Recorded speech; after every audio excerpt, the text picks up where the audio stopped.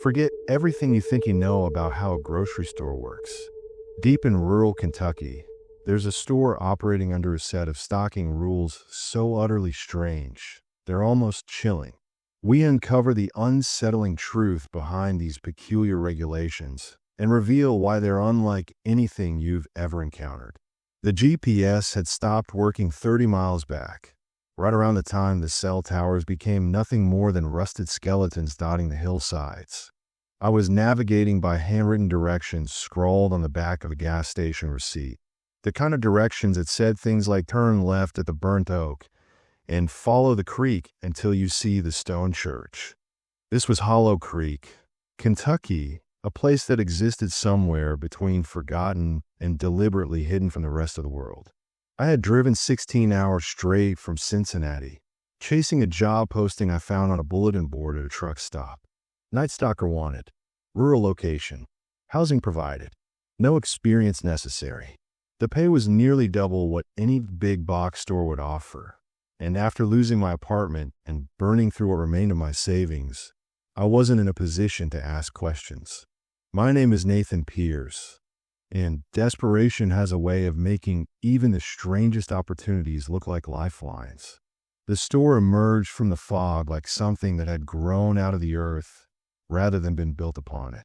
Briggs General Store, the painted sign read, though half the letters had faded to ghostly outlines. The building was massive for such a remote location, easily 3 times the size of any general store I had ever seen. Its wooden facade was weathered to a gray that matched the overcast sky, and the windows reflected nothing but the thick woods surrounding the gravel parking lot. There were no other businesses nearby, no houses visible from the road, just endless stretches of dense forest and the distant shape of mountains swallowed by mist. I parked my car next to the only other vehicle in the lot, an ancient pickup truck that looked like it hadn't moved in years. Weeds had grown up around its tires, and rust had claimed most of its original paint.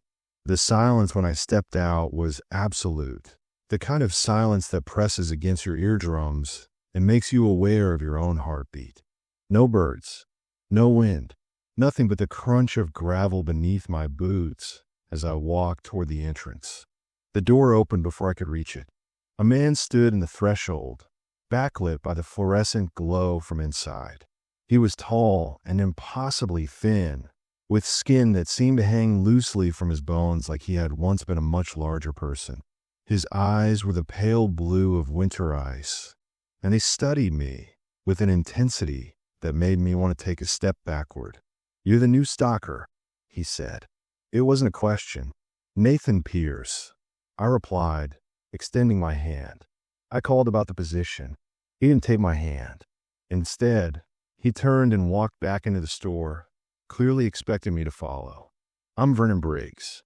My family built this store in 1892. Been running ever since. Different times, same purpose." The interior of the store was a strange collision of eras. The shelves were wooden, hand-carved with intricate patterns that seemed almost ceremonial, yet they held modern products with familiar brand names. The aisles stretched back farther than the exterior suggested possible, disappearing into shadows that the overhead lights couldn't quite reach. The floor was ancient hardwood, worn smooth in pathways between the aisles, and it creaked with every step in a way that felt almost alive. "The job is simple," Vernon continued, leading me toward a door marked "Employees Only" in faded red letters. "You stock shelves. You follow the rules. You don't ask questions you don't want answers to." Something about the way he said that last part made my stomach tighten. "What kind of rules?" Vernon stopped walking. He turned to face me, and for a moment, his expression shifted into something I couldn't quite read. It might have been fear. It might have been pity. "The kind that keep you alive, Mr. Pierce." He pushed open the door to reveal a small office cluttered with paperwork and what looked like decades of accumulated odds and ends. On the desk sat a leather-bound book, its cover cracked with age and its pages yellowed at the edges. Vernon picked it up and held it out to me with the reverence of someone handling a holy text. "This is a rule book," he said. Every night stalker since 1923 has used this exact book. You will memorize every word. You will follow every instruction. There are no exceptions, no circumstances under which you deviate from what is written here. Do you understand? I took the book. It was heavier than it looked, and the leather was cold against my fingers despite the warmth of the room. What happens if I don't follow the rules? Vernon's expression darkened. The last stalker who asked that question was found 3 miles into the woods. What was left of him, anyway? They never did figure out what took his eyes. A chill ran down my spine, but I forced myself to maintain composure. People in isolated communities loved their local legends. Every small town had stories designed to spook outsiders. I opened the book to the first page and began reading. The handwriting was old. The ink faded in places, but still legible. Rule 1. The shift begins at 9 p.m. and ends at 6 a.m. You may not leave the store during these hours for any reason. Rule 2. Keep salt bags positioned at the end of every aisle. Replace them weekly or whenever they appear disturbed. Rule 3. The radio behind the counter must play hymns beginning at 2 a.m. Do not change the station. Do not turn it off. I looked up at Vernon. Salt bags. Hymns. Keep reading, he said. Rule 4. Never stock the dairy section after 3 a.m. Rule 5.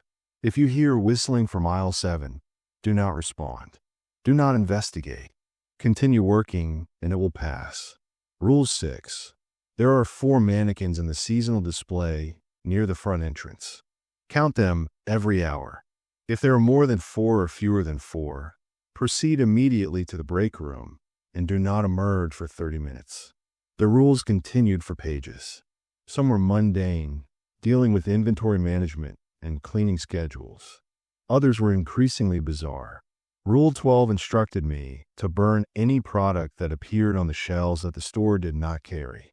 Rule 15 warned against making eye contact with any customer wearing all black after midnight. Rule 19 detailed a specific pattern of knocks I was required to make on the storage room door before entering, and only during certain hours. This is a joke, right? I asked, but my voice lacked conviction. Vernon's face showed no trace of humor. The cottage is around back, he said, ignoring my question. Small but comfortable. You'll find everything you need there. Your first shift starts tonight at 9. I suggest you spend the day memorizing that book. He walked past me toward the front of the store, and I realized I was being dismissed. I had 100 questions, but something in the atmosphere of that place made me swallow them. The air itself felt heavy, charged with something I couldn't name. The shadows between the aisles seemed to shift when I wasn't looking directly at them, and more than once, I could have sworn I heard footsteps in parts of the store where no one was walking. The cottage was exactly where Vernon said it would be, a small wooden structure that looked as old as the store itself. Inside, it was clean and surprisingly comfortable, with a bed, a small kitchen, and a bathroom with actual running water. I set my bags down and sat on the edge of the bed, the rule book open in my lap. I spent the next several hours reading and rereading the rules, trying to find some logical thread that connected them. This all could be pest control, I reasoned. The hymns on the radio might be a tradition Vernon's family had maintained. The mannequin counting was harder to explain, as was the prohibition against stocking dairy after 3 a.m. None of it made sense, but I was too tired to think clearly. I had driven through the night to get here, and the bed was calling to me. I set an alarm for 8 p.m., giving myself time to prepare before my shift, and closed my eyes. Sleep came quickly, but it was not restful. My dreams were filled with the long aisles of the store, stretching infinitely into darkness. I walked through them searching for something I couldn't name, and behind me, always just out of sight, something followed. I could hear its footsteps on the old wooden floor, slightly out of sync with my own. When I tried to turn and look at it, the dream would shift, and I would find myself in another aisle, the same footsteps resuming behind me. I woke before the alarm, my heart pounding and my shirt soaked with sweat. The light outside had changed. the gray of afternoon giving way to the deeper gray of approaching dusk. Through the window, I could see the back of the store, its dark mass rising against the tree-line. In one of the upper windows, a light flickered and went out. I hadn't noticed any upper floors from the outside, and I made a mental note to ask Vernon about it. I showered, dressed in the most practical clothes I had, and walked to the store. The temperature had dropped significantly, and my breath came out in visible puffs as I crossed the gravel lot. The front door was unlocked, and the interior was lit by the same harsh fluorescent lights as before. Vernon stood behind the counter, his pale eyes tracking my approach. "Right on time," he said. "Good. Time matters here more than most places." He spent the next hour walking me through the store, showing me where the inventory was kept, how the ancient cash register worked, and where to find the various supplies I would need. The store was even larger than I had initially realized, with sections that seemed to branch off in impossible directions. One corridor led to what Vernon called the old wing, though he made it clear I was never to go there during my shift. "Why not?" I asked. "Because I said so," was his only answer. At 5 minutes to 9, Vernon put on his coat and walked toward the door.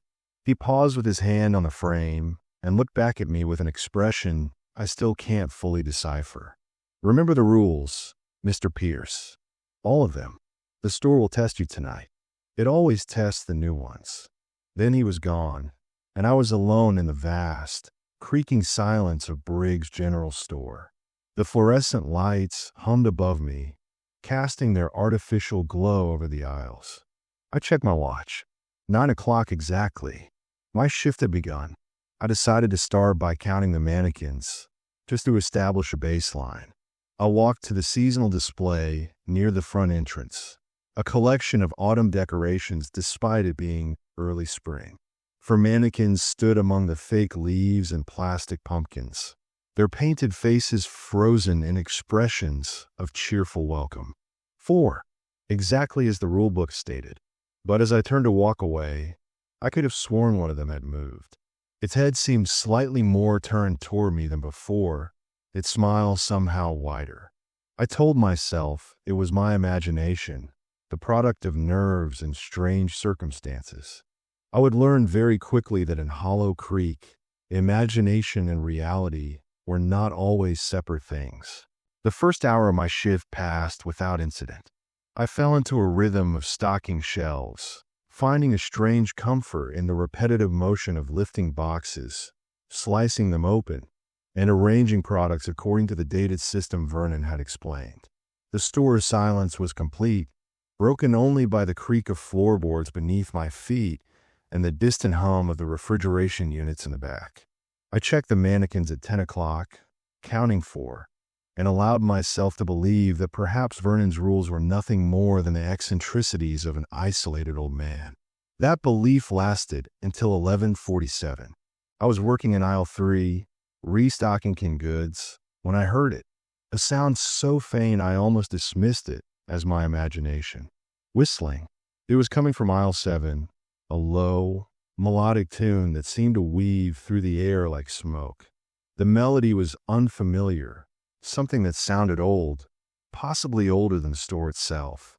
It rose and fell in patterns that felt almost deliberate, as if whoever was whistling was trying to communicate something. My first instinct was to call out. The store was supposed to be empty. No customers after 9. That was one of the rules. But even as I opened my mouth to speak, the words from the rule book flashed through my mind. If you hear whistling from aisle 7, do not respond. Do not investigate. Continue working and it will pass. I closed my mouth. I continued stacking cans, my hands trembling slightly. The whistling grew louder, closer, as if whatever was making it was walking down the aisle toward where it intersected with mine. I kept my eyes fixed on the shelf in front of me, refusing to look toward the sound. My heart was hammering so hard I could hear my pulse in my ears. Then, at the corner of my vision, I saw it. A shadow passed across the opening of the aisle. It was tall, impossibly tall, stretching nearly to the ceiling. It paused there, just at the edge of my peripheral vision, and the whistling stopped. The silence that followed was somehow worse than the sound had been. I could feel it watching me, studying me, waiting for me to turn my head. I didn't turn. I kept stacking cans. My hands were shaking so badly that I dropped one, and it rolled across the floor with a metallic clatter that seemed deafening in the stillness. The shadow didn't move. It remained at the edge of the aisle for what felt like hours, but was probably only minutes. Then, slowly it retreated. I heard footsteps, heavy and deliberate, moving away down aisle 7 toward the back of the store. The whistling resumed, growing fainter until it disappeared entirely. I stood there, frozen, my hand still raised to place a can that was no longer in my grip. When I finally allowed myself to breathe, I realized I'd been holding my breath the entire time. I checked my watch. 11:59. In 1 minute, it would be midnight. I remembered Rule 19, about the storage room door. The door was to remain closed between midnight and 4 a.m., and if I needed to enter during those hours, I was required to knock in a specific pattern and wait for exactly 10 seconds before opening it. But I had no need to enter the storage room. I stayed away from that part of the store entirely, working the front aisles until my nerves settled. At 2 a.m., I turned on the radio behind the counter. The dial was already set to a station that played nothing but old hymns, their scratchy recordings filtering through the speakers like messages from another time. The music was strangely comforting, a reminder that there was a world beyond these walls, a world with churches and sunlight and normal things. I let the hymns wash over me as I continued my work. The shift ended at 6 a.m. without further incident. When Vernon arrived, he found me sitting on a stool behind the counter, the rule book open in my lap. I had been reading it again, searching for explanations that weren't there. "You look like you've seen something," Vernon said. It wasn't a question. "The whistling," I replied. "From aisle 7. Vernon nodded slowly. "And you didn't respond?" "No." "Good. That's why you're still here." He walked to the coffee maker and began preparing a pot. Most new stockers don't make it past the first night. They hear the whistling, they go to investigate. We never see them again. I wanted to ask what made the whistling. I wanted to know what the shadow had been. But something in Vernon's demeanor told me these weren't questions he would answer. Instead, I asked something simpler. "How long have you known about whatever this is?" Vernon poured 2 cups of coffee and handed one to me. His hands were steady, his expression unreadable. "This store has been in my family for over 130 years, Mr. Pierce. The rules were written by my great-grandfather after the first incidents. They've been refined over time, adjusted as we've learned more about what walks these floors after dark. I don't know what they are. I don't know where they come from. All I know is that the rules keep us alive, and that's enough." I spent that day sleeping in the cottage, though my dreams were troubled by memories of that impossible shadow and the eerie melody that had preceded it. When I woke, I found a note slipped under my door. It was from Vernon, reminding me that tonight was a Wednesday, and on Wednesdays, special rules applied. I opened the rule book to find the section he referenced. Wednesday protocols. On Wednesday nights, the basement door will unlock at precisely 1:13 a.m. Do not open it. Do not look at it. If you hear knocking from the basement, recite the Lord's Prayer until the knocking stops. Under no circumstances enter the basement on any night, but especially not on Wednesdays. There was a basement. I hadn't seen it during Vernon's tour, hadn't noticed any door leading down to a lower level. The thought of it sent a fresh wave of unease through me. How many parts of this store had Vernon neglected to mention? How many secrets did those ancient walls contain? That night, I began my shift with extra caution. I counted the mannequins at 9, at 10, at 11. For each time, I avoided aisle 7 entirely, taking the long way around whenever I needed something from that part of the store. The radio played hymns at 2, filling the silence with ancient words about salvation and protection. I found myself muttering along with some of them, their melodies becoming familiar. At 1:13, I heard it, a loud click mechanical and final, echoing from somewhere near the back of the store. The basement door had unlocked. I was working in aisle 2 at the time, and I forced myself to keep my eyes on the shelf in front of me. The rule was clear. Don't look at it. Then came the knocking. It started softly, 3 gentle raps like someone politely requesting entry. I began reciting the Lord's Prayer immediately, my voice barely above a whisper. Our Father, who art in heaven, hallowed be thy name. The knocking grew louder, more insistent. It evolved from knocking to pounding, the sound of something throwing itself against a wooden door with tremendous force. Thy kingdom come, thy will be done, on earth as it is in heaven. The pounding was now accompanied by something else, a voice. It was muffled, distorted, but undeniably human. Or at least it wanted me to think it was human. It was calling my name. Nathan, Nathan, please let me in. It's so cold down here. Give us this day our daily bread, and forgive us our trespasses. I squeezed my eyes shut. The voice changed, becoming more frantic.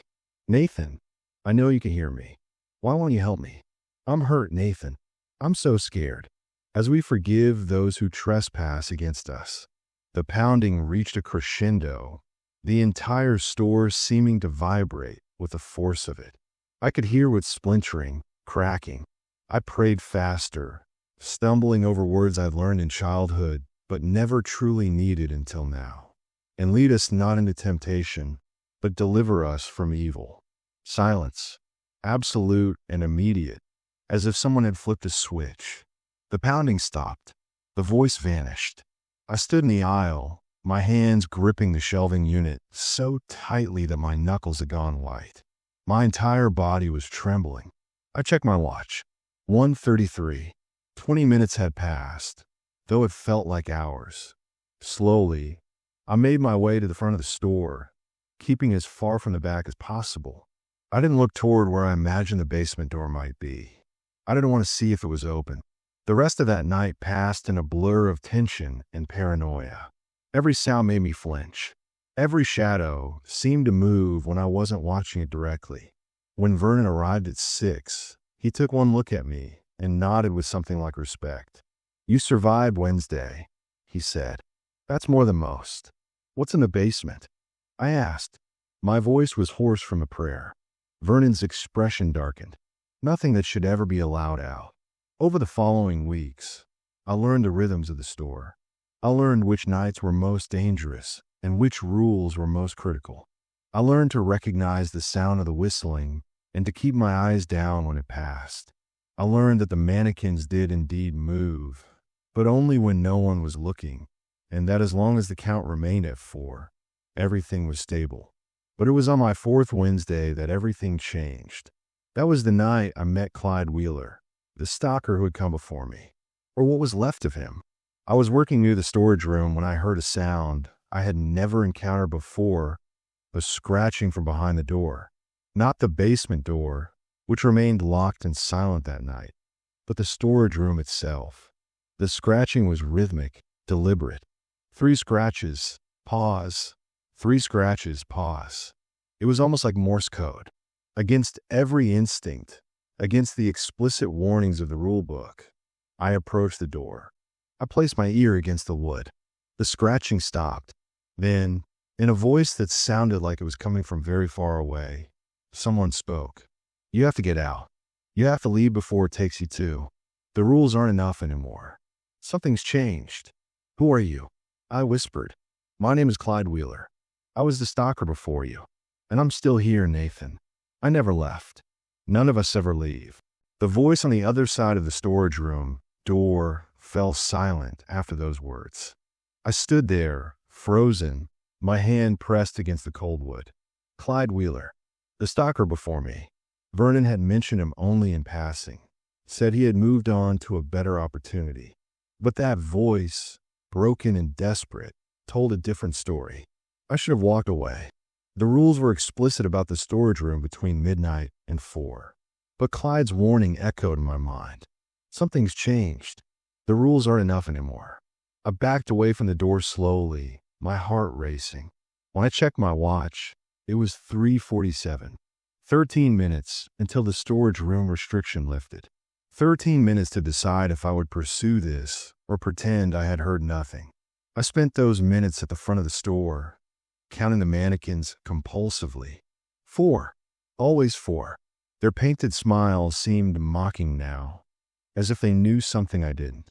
When 4 o'clock finally arrived, I made my way back to the storage room. The scratching had stopped, and when I performed the required knock pattern and opened the door, the room was empty. Not empty of supplies, which lined the shelves in neat rows. Empty of Clyde, or whatever had been speaking through the door. I searched the entire room, checking behind pallets and between stacks of boxes. Nothing. But in the corner, nearly hidden beneath a fallen cardboard flap, I found something that stopped me cold. A name tag.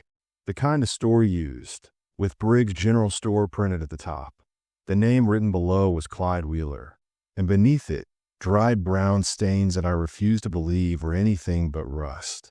I pocketed the name tag without thinking, a piece of evidence that something terrible had happened here long before I arrived. When Vernon came in that morning, I didn't mention what I had found. I watched him carefully, searching his face for any sign of guilt or knowledge.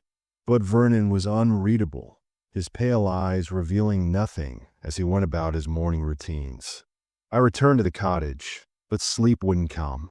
I sat at the small table by the window, staring at Clyde's name tag and wondering how many others had worked here before disappearing. The next few nights, I worked with a new sense of purpose. I was no longer just surviving my shifts.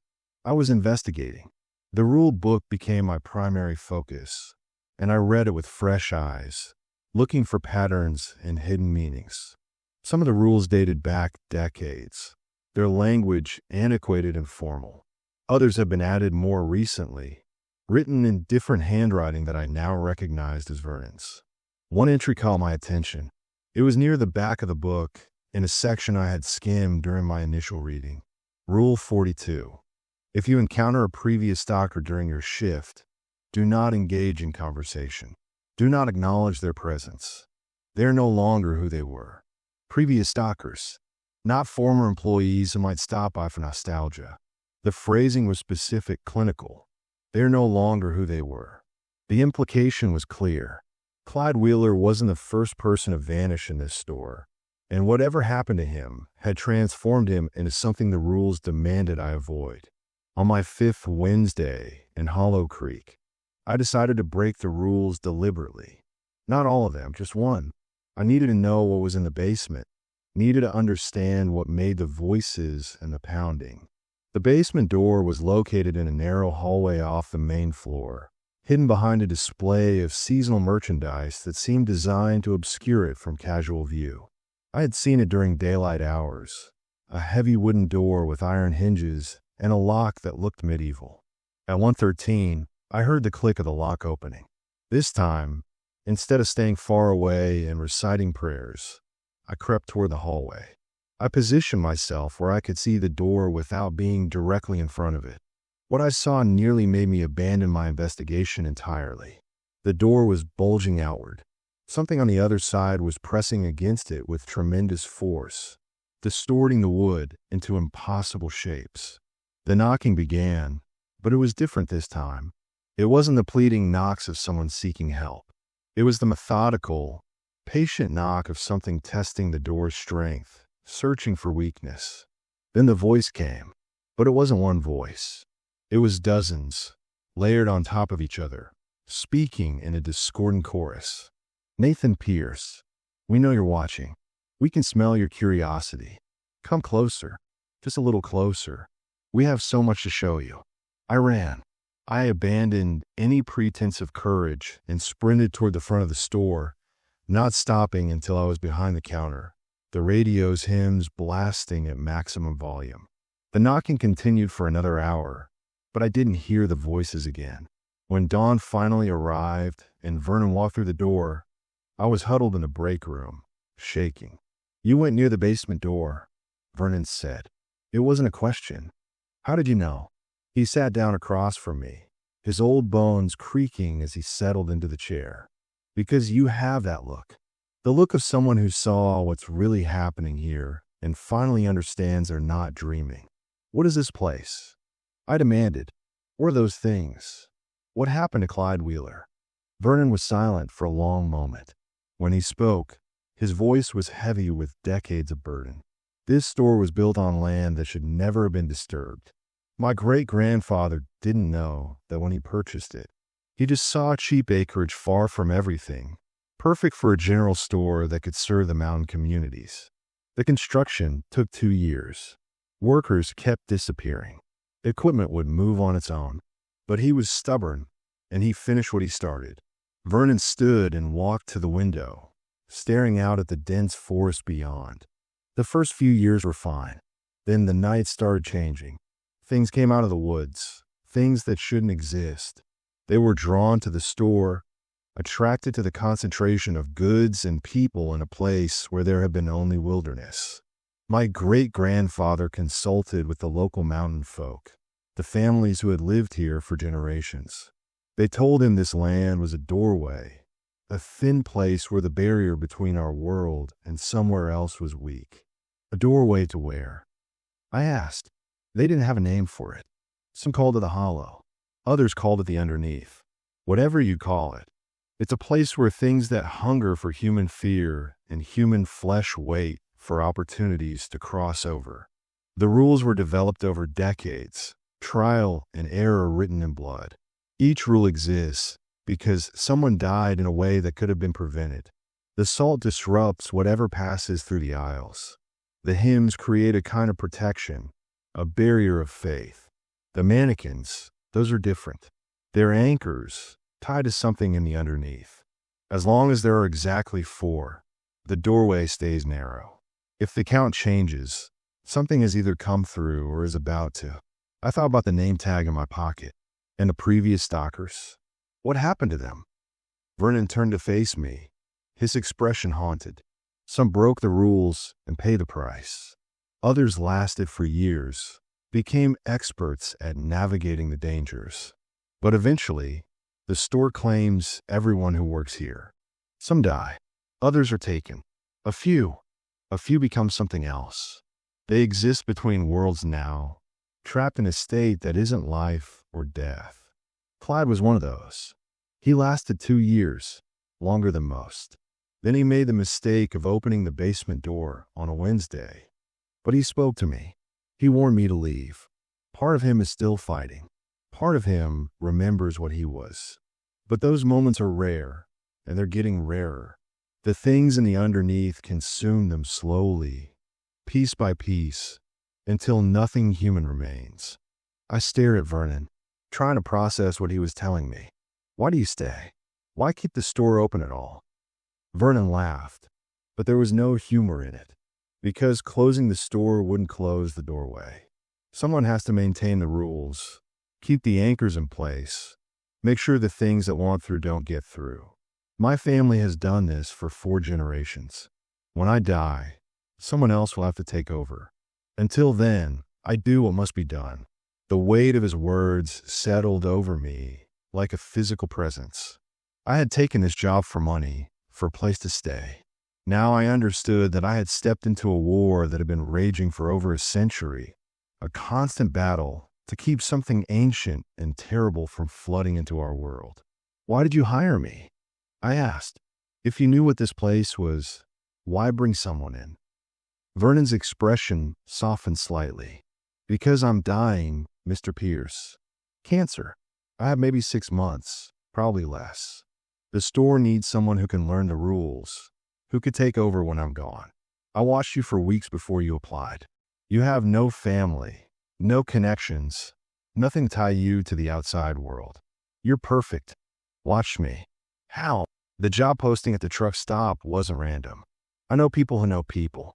When I heard about a young man down on his luck, someone strong enough to handle hard work, but alone enough that no one would miss him, I made arrangements. The revelation should have made me angry. Instead, I felt only a cold understanding. I had been chosen, selected for a role I never knew existed.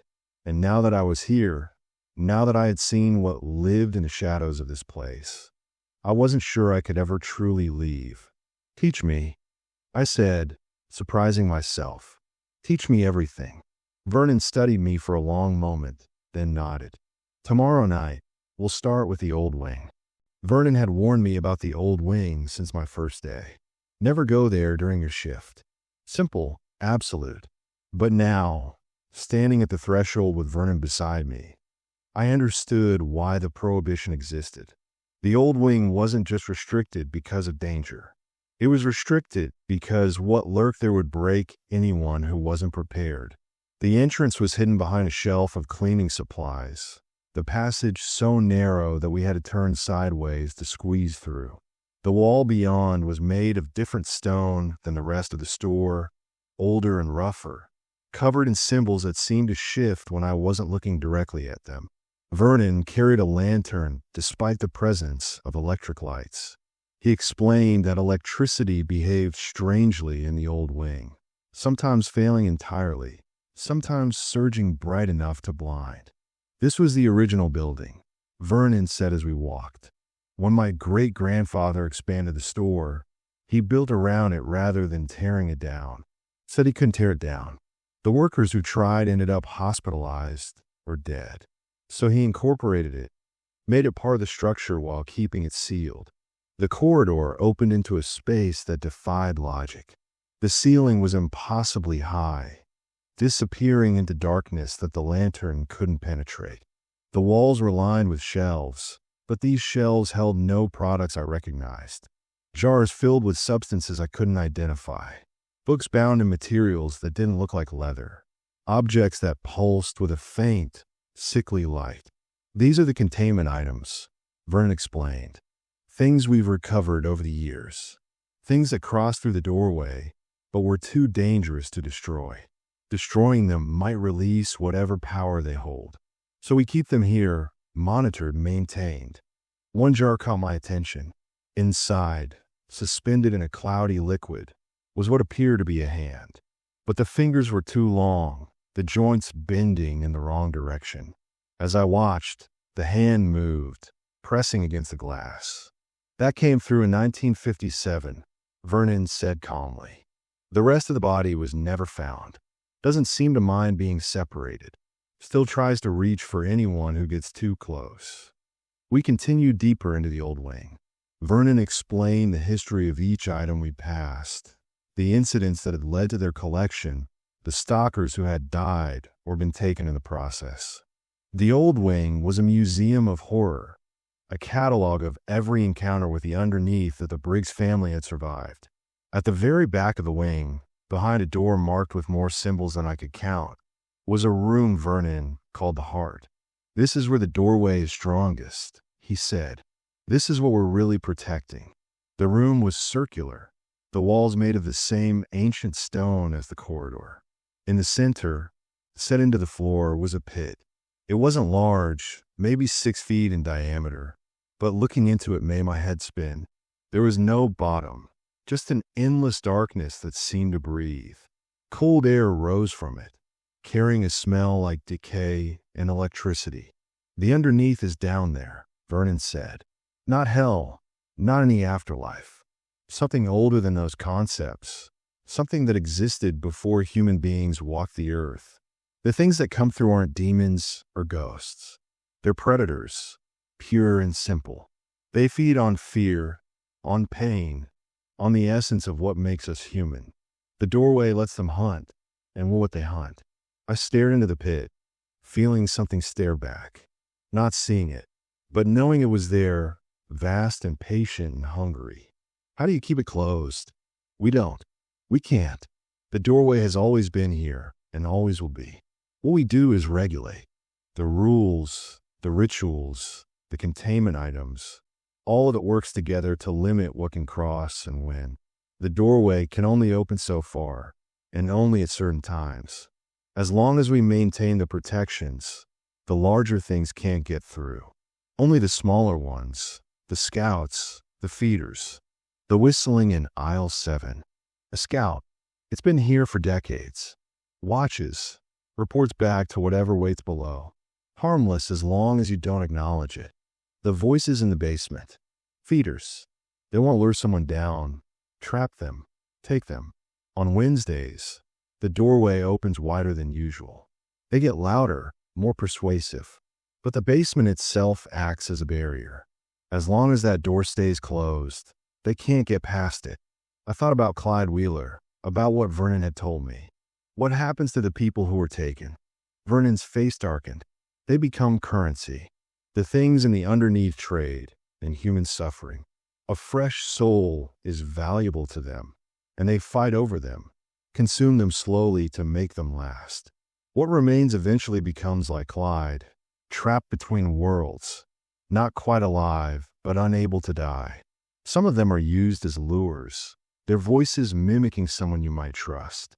Others become something worse. He led me out of the heart room, sealing the door behind us with a complex sequence of movements and words. As we walked back through the old wing, I noticed something I had missed before. Names carved into stone walls. Dozens of them, maybe hundreds. Some were faded almost to invisibility. Others were fresh. Every stalker who has worked here, Vernon explained. Their names go on the wall when they start. If they survive, if they move on naturally, we had a line through their name. The ones without lines. He trailed off. I found my name near the end of the list. Nathan Pierce, carved in neat letters. No line through it. Not yet. We returned to the main store as dawn approached. Vernon looked exhausted, the tour having taken more out of him than he wanted to admit. His illness was progressing faster than he had hoped. I could see it in the tremor of his hands, the pallor of his skin. You understand now, he said.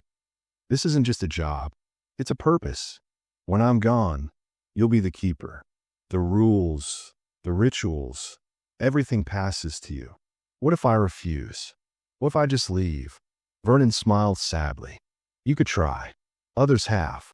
But the underneath doesn't let go easily. Once you've worked here, once you've been marked by this place, it follows you. The whistling will find you no matter where you go.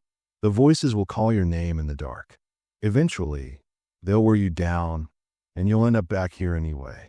Or worse, you'll end up somewhere the doorway is open without any protections at all. The weight of his words was crushing. I had walked into this store looking for a fresh start, and instead, I had found a prison. But even as despair threatened to overwhelm me, something else stirred. Purpose. I had spent my life drifting, never committing to anything, never mattering to anyone. Now, for the first time, I mattered. What I did here could prevent untold suffering, could keep the doorway regulated, could protect a world that had no idea what lurked in the shadows. How long do you have? I asked. Weeks, maybe. The doctors gave me months, but they didn't know about this place. The stress accelerates everything. The underneath can smell weakness, and my body is failing faster because of it. I nodded slowly. Then we have work to do. Teach me everything. Every rule, every ritual, every secret this store holds. I'll carry it when you're gone. Vernon looked at me with something like gratitude. You're stronger than I expected, Mr. Pierce. Most people would have run by now. Most people did run. I thought about my life before Hollow Creek, the emptiness and the failures and the endless search for meaning. I don't have anywhere else to be. And maybe this is what I was always looking for without knowing it. Something worth fighting for. That night, my shift felt different. I still followed the rules, still counted the mannequins, and avoided aisle 7, and kept the hymns playing after 2 a.m. But now I understood why. Every salt bag was a barrier. Every prayer was a weapon. Every hour I survived was a victory against something ancient and relentless. At 3 a.m, I heard Clyde's voice again, drifting from somewhere in the darkness at the back of the store. You're learning, he said. That's good. But learning isn't enough. Something is coming, Nathan. Something big. The doorway is widening, and the things that wait below are getting impatient. I didn't respond. The rule book was clear. But I listened, filing his warning away with everything else I had learned. Something was coming. The rules might not be enough. The question was whether I would be ready when it arrived. Vernon died on a Tuesday, 3 weeks after our tour of the old wing. I found him in the morning, slumped over his desk in the back office, the rule book open in front of him. His face was peaceful, almost serene, as if he had finally been released from a burden he had carried his entire life. But even in death, his work continued. Tucked under his hand was a letter addressed to me. The letter explained everything I would need to know going forward. Bank accounts for maintaining the store, contacts for suppliers who understood the unique nature of our inventory, instructions for the rituals that needed to be performed at specific times throughout the year, and a warning. The anniversary was approaching. Once every 50 years, on the night of the winter solstice, the doorway opened wider than usual. The last anniversary had been in 1973. This year, it would fall on December 21st. I had 2 months to prepare. The weeks that followed were a blur of activity. I studied the rule book until I could recite every entry from memory. I performed the maintenance rituals Vernon had described, replenishing the salt barriers, checking the containment items in the old wing, ensuring the mannequins remained at exactly 4. I hired a local woman named Beatrice to help during the day, someone Vernon had trusted and who knew enough about the store to handle the mundane aspects without asking questions. But nothing could fully prepare me for what came on the night of the anniversary. I began my shift, as usual, counting the mannequins at 9 o'clock. 4. I checked the salt bags, the radio, all the routine protections. The store felt different, though. The air was heavier, charged with an energy that made my skin prickle. The shadows seemed deeper, the silences more profound. Something was building, gathering strength for what was to come. At 11 o'clock, the whistling started, not just from aisle 7, but from everywhere. Multiple voices, multiple melodies, weaving together into a cacophony that filled the entire store. I recited prayers under my breath, moving constantly, never staying in one place long enough for anything to focus on me. The mannequins began to shift when I wasn't looking, their positions changing subtly between counts. 5, 6, 7, then back to 4, then 3.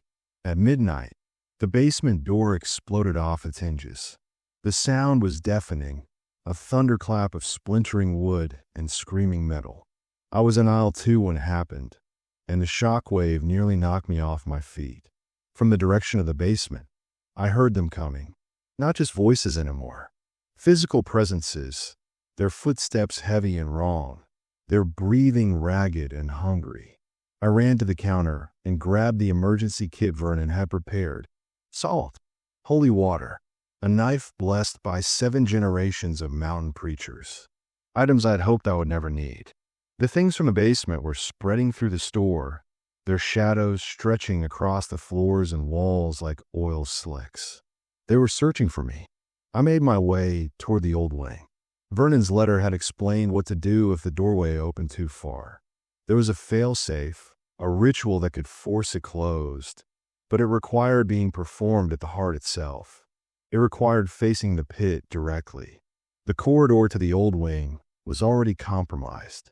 Dark shapes moved between the containment items, some of them reaching for the jars and books with appendages that were neither arms nor tentacles. I threw salt as I ran, creating temporary barriers that slowed them but didn't stop them. The blessed knife found purchase in something that screamed in a language I didn't recognize. The heart room was worse than I had ever seen it. The pit was no longer dark. It glowed with a sickly luminescence, and from its depths, shapes were rising. Massive shapes, things that had waited 50 years for this opportunity. The smaller feeders had been scouts, testing the defenses. These were the true predators. I began the ritual, reciting the words Vernon had transcribed in his shaking hand. The Latin phrases felt foreign on my tongue, but the power behind them was undeniable. The air crackled. The light from the pit flickered. The things that were emerging howled in rage and pain. Then Clyde appeared. He stepped out of the shadows at the edge of the room, his form flickering between what he had been and what he had become. His face was a ruin of torn flesh and exposed bone, but his eyes still held something human. They sent me to stop you, he said, his voice echoing with layers of other voices beneath it. They promised to let me go if I brought you to them. I kept reciting, the ritual nearly complete. You know they're lying, Clyde. They never let anyone go. He took a step toward me, then stopped. His hands, twisted into claws, trembled at his sides. I know. I've always known. But it hurts so much, Nathan. Being between. Watching from the shadows. You can't imagine the pain. Help me close the doorway, I said. Help me, and maybe we can find a way to free you. Clyde laughed, a broken sound that held no joy. There is no freedom for what I've become, but there might be an ending. He turned toward the pit, toward the massive shapes still struggling to emerge. Finish the ritual. I'll hold them back. Before I could respond, he threw himself into the pit. The effect was immediate. The rising shapes recoiled, their attention diverted from me to the soul that had just entered their domain voluntarily. Clyde's scream echoed from the depths, a sound I will never forget for as long as I live. But his sacrifice gave me the seconds I needed. I completed the ritual. The light from the pit went out. The shapes that had emerged collapsed, dissolving into nothing as the doorway slammed shut with a force that shook the entire building. The old wing fell silent. The containment items stopped moving. The shadows retreated to their normal lengths. I stood there, alone, the blessed knife still in my hand and tears streaming down my face. Clyde Wheeler was gone, truly gone this time, consumed by the very things he had become part of. But he had chosen his ending. He had chosen to be human one last time. The rest of that night passed in a haze. I moved through the store mechanically, assessing the damage, replacing what could be replaced, sealing what needed to be sealed. The basement door was gone, but I constructed a temporary barrier of salt and blessed wood that would hold until I could build something more permanent. The mannequins returned to their places, all 4 of them, their painted smiles unchanged. When dawn came, I stood at the front window and watched the sun rise over the Kentucky mountains. The light seemed warmer than usual, more welcoming. The shadows that had pressed against the store all night retreated before it, and for a moment, the world felt normal. But I knew it wasn't. The doorway was closed for now, but it would open again. In 50 years, another anniversary would come, and whoever held this place would have to face what rose from the pit. The rules would need to be maintained. The rituals would need to be performed. The watch would continue. I am Nathan Pierce, and I am the keeper of Briggs General Store. I do not know how many years I have left, or who will take my place when I am gone. But I know that as long as I draw breath, I will stand between this world and the underneath. I will maintain the rules. I will protect the doorway. And I will never forget Clyde Wheeler, who showed me that even in the darkest places, even when all hope seems lost, the human spirit can choose light over darkness, sacrifice over survival. If you ever find yourself driving through rural Kentucky, if you ever see a weathered store rising from the fog beside an empty road, keep driving. Do not stop. Do not look too closely. Some places are better left unknown. But if you must enter, if desperation or curiosity brings you through those doors, remember the rules. Follow them exactly. And whatever you do, never go near the basement door on Wednesday. Some doors should never be opened.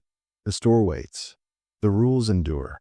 And somewhere in the darkness, something is always watching.